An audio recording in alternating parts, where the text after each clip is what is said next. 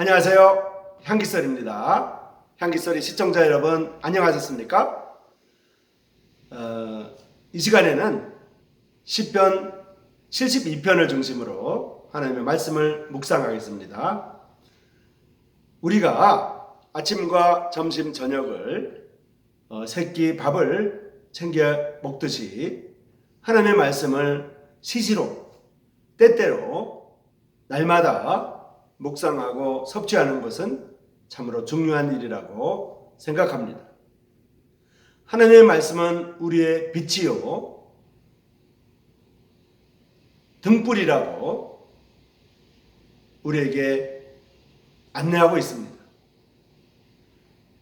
우리의 몸이, 우리의 육체가 식량을 통해서, 먹을 것을 통해서 건강을 유지하고 삶을 이루어 나가듯이 우리의 마음의 양식인 하나님의 말씀을 통하여 우리의 영혼이 흔들리지 아니하고 건강해지고 바른 길로 갈 수 있는 동력이 생긴다고 우리는 알고 있습니다. 이제 하나님의 말씀인 시편 72편의 말씀을 공부하도록 하겠습니다. 시편 72편의 내용은 메시아 시편이라고 알려져 있습니다. 이 시편 72편의 내용을 보면 이 세상에 있는 통치자들이, 이 세상에 있는 정치인들이, 이 세상에 있는 왕들이 어떻게 나라를 정의로 통치하며 가난한 자와 궁핍한 자들을 돌보아야 되는지에 대한 이런 말씀이 기록되고 있습니다. 이 세상 사람들은 이런 공의의 정치, 정의의 정치가 구현되지 못하는 것을 이 땅에서 바라보게 됩니다. 이러한 것은 사람으로서는 될 수가 없고 사람으로서 추구해야 되고 사람으로서 이루어야 되는 것은 당연하지만은 그것이 숙제이지만은 사람들의 욕심과 사람들의 죄악으로 인해서 이 일이 이 땅에서 구현되지 못하는 것을 보게 됩니다. 이것은 바로 메시아이신 우리 주 예수 그리스도께서 통치하시는 나라에서는 구현되는 것입니다. 우리가 그의 나라의 백성으로서 이러한 아름다운 나라, 아름다운 그리스도의 통치의 나라를 우리가 꿈꾸고 이 시편에서 그 그림을 바라보게 될 수가 있습니다. 시편 72편의 제목은 단비와 소낙비처럼 은덕을 베풀면 불평과 불만이 사라집니다 라는 제목으로 말씀을 읽겠습니다. 먼저 시편 72편 6절과 7절의 말씀을 성경을 통해서 읽어보겠습니다. 그는 뱀풀 위에 내리는 비같이 땅을 적시는 소낙비같이 내리리니 그의 날에 의인이 흥왕하여 평강의 풍성함이 달이 닿을 때까지 이르리로다. 이것이 6절과 7절의 말씀입니다. 이 시편은 솔로몬이나 어떤 역사적인 왕을 직접 언급한다기보다도 이스라엘의 왕은 이러한 사람이 되어야 한다는 한 이상적인 왕을 그리고 있는 메시아 시편이라고 할 수가 있습니다. 이 시편의 기록자는 솔로몬의 시라고 성경에 나와 있습니다. 솔로몬이 추구하는 나라요, 바로 솔로몬이 구상하는 그 나라는 바로 메시아의 나라였습니다. 이 시에 나타난 왕은 이사야나 예레미야나 아모스나 호세아 등이 보여주는 이스라엘 왕의 올바른 모습을 알려주는 흔적을 짙게 볼 수가 있습니다. 공정이라든지 공의라든지 정의라든지 평화라든지 그리고 가난한 자와 궁핍한 자에 대한 변호의 정신이 깃들어 있습니다. 이 시편은 시편 2편과 시편 110편 등과 같이 메시아 시편이라고 할 수가 있습니다. 메시아는 어떤 존재일까요? 단적으로 방금 읽은 6절과 7절에 설명하고 있습니다. 그는 뱀풀 위에 내리는 비같이 땅을 적시는 소낙비같이 내리리니 그의 날에 의인이 흥왕하여 평강의 풍성함이 달이 닿을 때까지 이르리로다. 메시아께서 인간들에게 베푸시는 덕은 단비가 잔디밭에 내림 같고 소낙비가 땅에 내림 같다는 이 상징은 메시아의 입김에 만물 그리고 만민이 은덕을 입는다는 그러한 내용이 됩니다. 메시아의 영향이 전 인류, 전 역사에 미침을 말하고 있습니다. 단비와 소낙비는 팔레스타인 지역의 기후에서는 만물의 젖줄기요 생명의 어머니 역할을 합니다. 초장의 단비와 땅에 내리는 소낙비는 유목 생활과 농경 생활을 했던 팔레스타인 지역의 사람들에게는 두 개의 기본적인 이러한 생업 가운데서 가장 중요한 그러한 요소였습니다. 이스라엘 백성들은 유목민이었고 유목 생활을 주로 했습니다. 그러나 가나안에 정착하면서 그들은 농경 생활을 시작하게 됩니다. 그래서 이스라엘 백성들은 유목 생활과 농경 생활이 그들의 두 가지의 생업이었습니다. 두 가지의 생업을 가진 이스라엘 백성들에게는 바로 단비와 소낙비가 내려야만 그들의 생업이 유지된다고 하는 것이고요. 이러한 생업이 유지되기 위해서는 반드시 단비와 소낙비가 필요했습니다. 이와 같이 메시아가 통치하는 나라에는 이러한 단비와 소낙비 같은 그러한 정의의 정신, 통치의 정신이 필요하다는 것을 말하고 있습니다.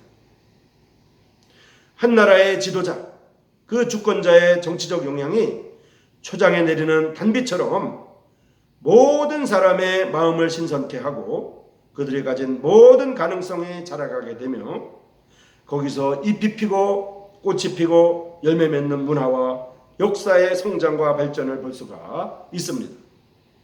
이 초장의 단비 대신 벌레가 습격하게 될 때 그 목축업은 망하고 맙니다. 한 주권자의 정치가 백성의 인격에 상처를 주고 그 인격을 짓밟고 그들 속에 있는 자유와 가능성을 구속하게 될 때에 그 사회는 벌레 먹는 초장과 같습니다. 슬픔과 고통이 그 사회를 지배할 수밖에 없을 것입니다. 소나기의 상징을 사용하는 것은 메마른 광야에 소나기가 내림으로 산천의 초목이 춤을 추고 모든 짐승들이 해갈의 기쁨을 누리고 말랐던 시냇물에 물이 넘쳐 대자연은 부족한 자 없이 모두 흡족하게 됨을 말하고 있습니다.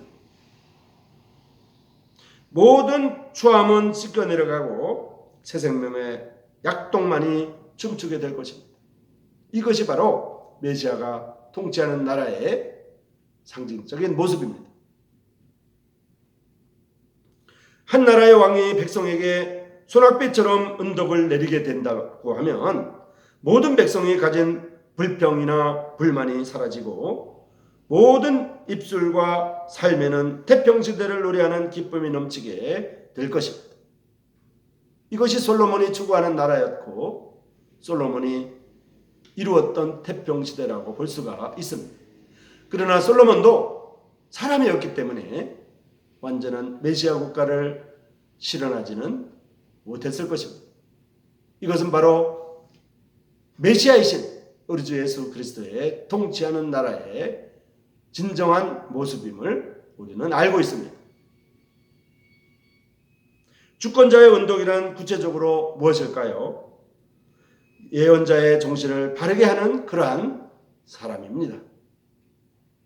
정의와 공정 그리고 평화의 그러한 통치입니다. 이사야가 말하는 메시아도 정의의 왕이요 평화의 왕이라고 말하고 있습니다. 이사야 11장 1절부터 5절 그리고 이사야 9장 6절부터 7절에 나와 있는 것을 알 것입니다.